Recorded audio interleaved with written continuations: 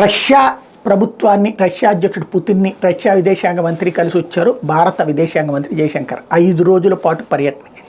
ఎందుకు అంటే ఓ పక్కన భారతదేశంతో మిత్రత్వంగా ఉన్నామని చెప్తూనే అమెరికా భారతదేశంలో తీవ్రవాదాన్ని స్వయంగా రెచ్చగొడుతోంది. ఇదివరకు పాకిస్తాన్ రెచ్చగొడుతుంటే జైషే మహమ్మద్, లష్కరే తోయిబాల్ ద్వారా వెనక నుండి సహకరిస్తూ వచ్చేది. ఇప్పుడు స్వయంగా తనే భారతదేశంలో అల్లకల్లోలం సృష్టించడానికి, విధ్వంసాలు సృష్టిస్తానని చెప్పేటటువంటి ఎవరైతే పన్నూన్ అనేటువంటి ఖలిస్తానీ తీవ్రవాదిని కాపాడుతోంది.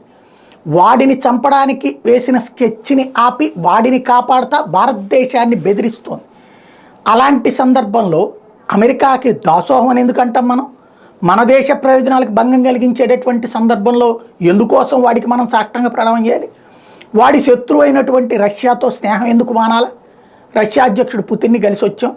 అదే సందర్భంలో వీళ్ళందరూ తీవ్ర విమర్శలు ప్రారంభించేశారు. ఇంకేముంది, భారత్ అట్లా పాడైపోయిందని.